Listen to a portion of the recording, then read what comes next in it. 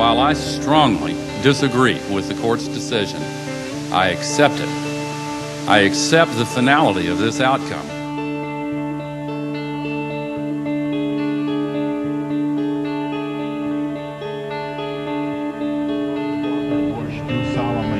I, George Walker Bush, do solemnly swear that I will faithfully execute the office of President.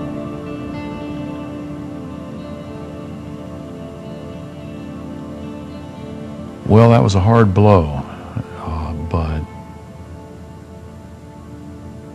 what do? You make the best of it.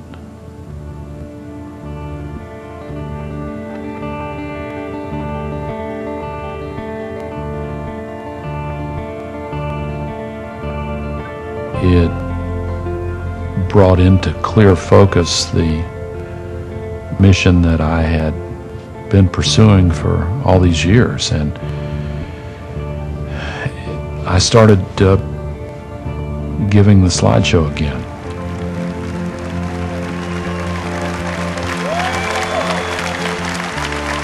One of the reasons for this has to do with the fact that global warming not only increases precipitation worldwide, but it also relocates the precipitation.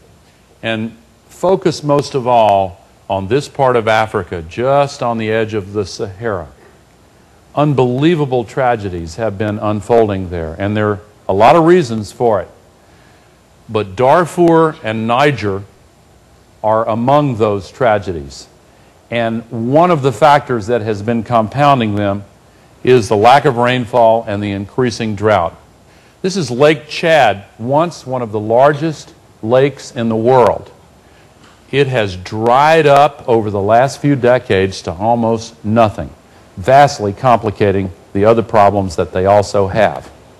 The second reason why this is a paradox, global warming creates more evaporation off the oceans to seed the clouds, but it sucks moisture out of the soil. Soil evaporation increases dramatically with higher temperatures. And that has consequences for us in the United States as well. First one is in the Arctic. This, of course, is the Arctic Ocean, the floating ice cap, Greenland on its side there. I say canary in the coal mine because the Arctic is one of the two regions of the world that is experiencing faster impacts from global warming. This is the largest ice shelf in the Arctic, the Ward Hunt ice shelf. It just cracked in half 3 years ago. The scientists were astonished.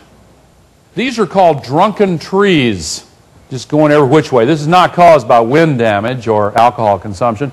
These trees put their roots down in the permafrost. And incidentally, the oil that they want to produce in that protected area in northern Alaska, which I hope they don't, they have to depend on trucks to go in and out of there, and the trucks go over the frozen ground. This shows the number of days that the tundra in Alaska is frozen enough to drive on it. 35 years ago, 225 days a year. Now it's below 75 days a year, because the spring comes earlier and the fall comes later and the temperatures just keep on going up. I went up to the North Pole. I went under that ice cap in a nuclear submarine that surfaced through the ice like this. Since they started patrolling in 1957, they have gone under the ice and measured with their radar looking upwards to measure how thick it is, because they can only surface in areas where it's 3.5 feet thick or less. So they have kept a meticulous record, and they wouldn't release it because it was national security. I went up there in order to persuade them to release it, and they did. And here's what that record shows. Starting in 1970, there was a precipitous drop-off in the amount and extent and thickness of the Arctic ice cap. It has diminished by 40% in 40 years. And there are now two major studies showing that within the next 50 to 70 years, in summertime, it will be completely gone. Now, you might say, why is that a problem? And how could the Arctic ice cap actually melt so quickly? When the sun's rays hit the ice, more than 90% of it bounces off right back into space, like a mirror. But when it hits the open ocean, more than 90% of it is absorbed.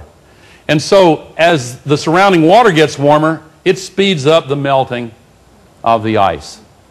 Right now, the Arctic ice cap acts like a giant mirror. All the sun's rays bounce off more than 90%. It keeps the Earth cooler.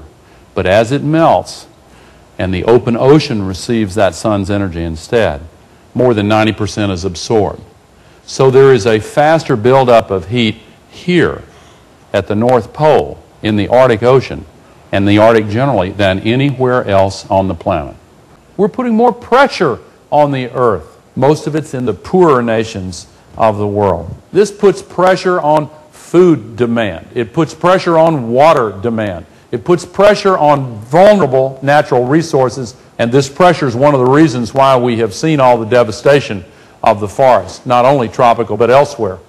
This is a time-lapse picture of the Earth at night over a 6-month period, showing the lights of the cities in white and the burning forests and brush fires in red. The yellow areas are the gas flares, like these in Siberia. And that brings me to the second factor that has transformed our relationship to the Earth. The scientific and technological revolution is a great blessing in that it has given us tremendous benefits in areas like medicine and communications. But this new power that we have also brings a responsibility to think about its consequences. Here's a formula to think about. Old habits plus old technology have predictable consequences. Nancy was almost 10 years older than me, and there were only the two of us. She was my protector and my friend at the same time. She started smoking when she was a teenager and never stopped. She died of lung cancer. That's one of the ways you don't want to die. It was so painful on so many levels. My father, he had grown tobacco all his life. He stopped. Whatever explanation had seemed to make sense in the past just didn't cut it anymore. He stopped it. Let's take another picture of the Earth. You see that pale blue dot? That's us. Everything that has ever happened in all of human history has happened on that pixel. All the triumphs and all the tragedies, all the wars, all the famines, all the major advances. It's our only home. I believe this is a moral issue. It is your time to seize this issue. It is our time to rise again to secure our future.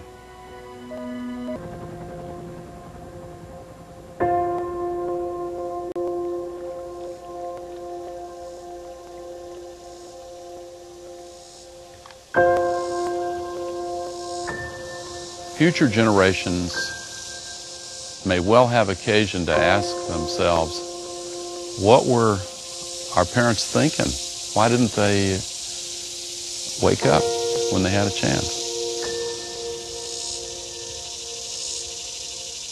We have to hear that question from them now.